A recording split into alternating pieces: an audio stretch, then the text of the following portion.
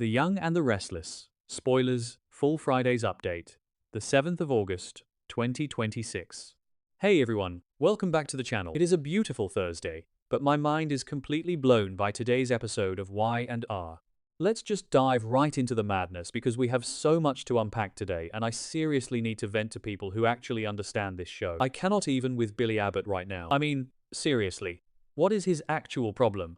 Let's just jump right into the absolute disaster that is the Newman media sale, because I am sitting here screaming at my television. We all know Sally Spectra was backed into a massive corner. She was desperate. She made a deal to sell Newman Media to Adam Newman, and she had exactly one single condition, and that was that Victor Newman could never, ever find out that she sold the company to his black sheep son. It was a fragile, dangerous secret, but it was a survival move for Sally. And what does Billy do? He runs his mouth to Victor just days after finding out. Like, why? Because Billy is fundamentally incapable of keeping a secret if it means he can score a petty point against Adam. Billy is so deeply insecure about Adam's connection to Sally. And honestly, can you blame him? Adam is the father of Sally's late baby, Ava. They share a profound, tragic history that Billy will never, ever fully understand. But instead of supporting his fiancée, Billy lets his toxic jealousy and paranoia take the wheel. He completely sabotaged Sally. He threw her right under the Newman bus. Am I the only one who thinks Billy is actively trying to destroy his own relationship at this point? Because now, the mustache is furious.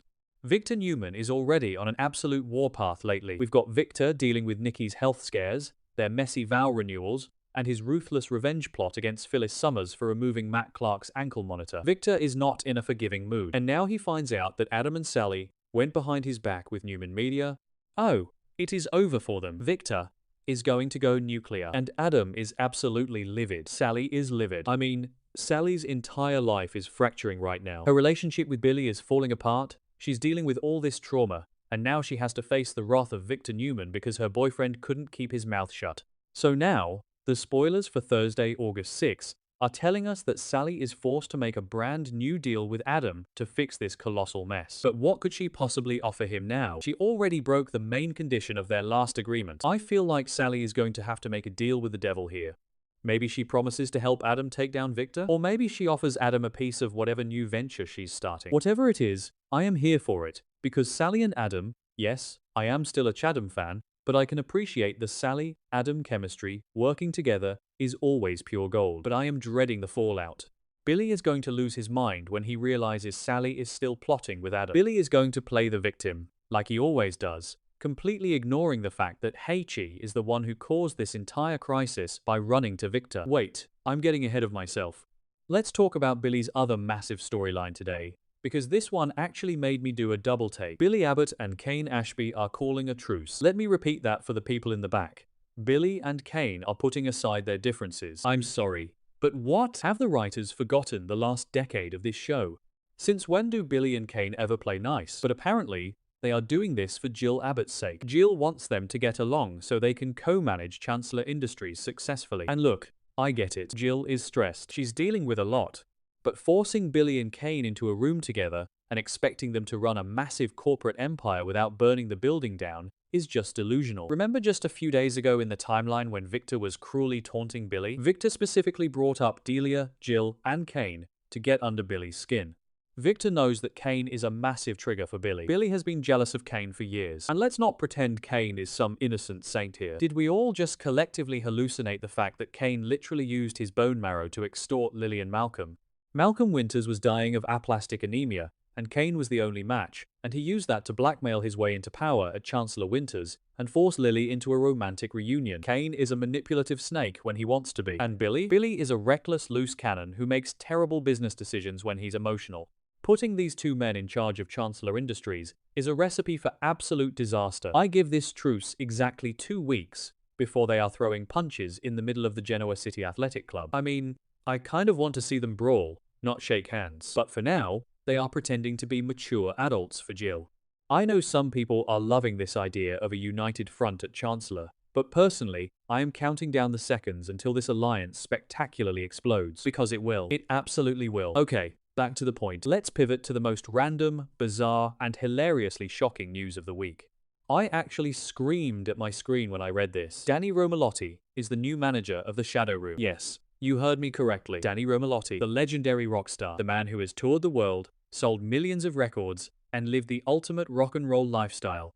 He is giving it all up to pour drinks and manage a nightclub in Genoa City. I am completely speechless. Let's back up and look at the context here, because it's actually really sad why the position was even open. Noah Newman and Sienna have officially left Genoa City and moved back to Los Angeles. And honestly, good for them. Noah has been through absolute hell lately. The Matt Clark situation completely broke him. Matt was manipulating Sienna, causing massive fractures in their relationship. Then there was that terrifying incident at the abandoned gas station in Vegas where Matt held Noah and Sharon hostage, and Nick showed up high on fentanyl and crashed his car.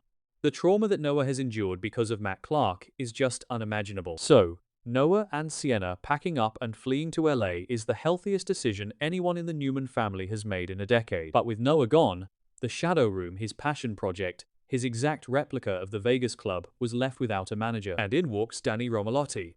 Apparently, Danny impressed Sienna with his mixology skills on the opening night of the club, which is a hilarious detail. I can just picture Danny spinning bottles like Tom Cruise in Cocktail, but deciding to completely abandon his music career to run a local bar. That is a massive life pivot. And the best part of this entire storyline is going to be Christine's reaction. Cricket is going to absolutely lose her mind. Think about it. Christine Blair is a high-powered attorney. She likes order, she likes prestige, and she is currently dealing with the massive fallout of the Phyllis Summers AI framing scandal. Christine was literally arrested because Phyllis and Victor set her up with fake AI evidence. She is stressed to the max. And now, she comes home to her newlywed husband, and he drops the bomb that he's trading his guitar for a cocktail shaker. Danny makes this big dramatic announcement, and I can already see the look of pure shock on the bug's face. She's going to be stunned. I mean, what is she going to say? Oh, honey, that's great. I'll come do my legal briefs in a VIP booth while you serve overpriced martinis. It's so absurd, but I am weirdly obsessed with it. It brings some much-needed levity to a show that has been incredibly dark lately. With Nick in rehab, Ashley suffering a primal breakdown over Abby and Dominic's kidnapping, and Diane being stalked by a psychopathic doctor, we desperately need Danny Romalotti serving drinks at the Shadow Room. But let's bring it all together, because Genoa City is a powder keg right now. We have Sally and Adam whispering in corners, trying to outsmart Victor Newman after Billy's massive betrayal. We have Billy and Kane faking smiles in the Chancellor boardrooms while secretly plotting each other's downfall. And we have Danny Romalotti serving up drama and drinks at the Shadow Room, while Christine tries to process her husband's midlife career crisis. I am so invested in this Sally, Adam, Billy triangle right now. I really am. I know Billy thinks he was doing the right thing, or at least he's convinced himself he was protecting Victor's interests, which is a joke. Billy hates Victor, but Billy only did it to hurt Adam, and in the process, he completely destroyed Sally's trust. Sally has been through so much. She lost her company, she lost her baby, she's dealing with Audra's advice, and all this emotional baggage. She just needed one win, one clean break with Newman Media, and Billy ruined it. If Sally ends up leaving Billy for Adam over this, I wouldn't even be mad. In fact, I'm rooting for it. Let Billy sit in his bitter, paranoid little world with Kane Ashby at Chancellor Industries. Sally deserves someone who doesn't sabotage her survival plans out of petty jealousy. And Victor? Oh, Victor is going to have a field day with all of this. He's currently playing the doting husband with Nikki, planning their romantic trip to Venice and their vow renewals. But behind those closed doors at Newman Enterprises, Victor is plotting. He's going after Phyllis, he's going after Matt Clark, and now he's definitely going to go after Adam and Sally for this Newman Media stunt.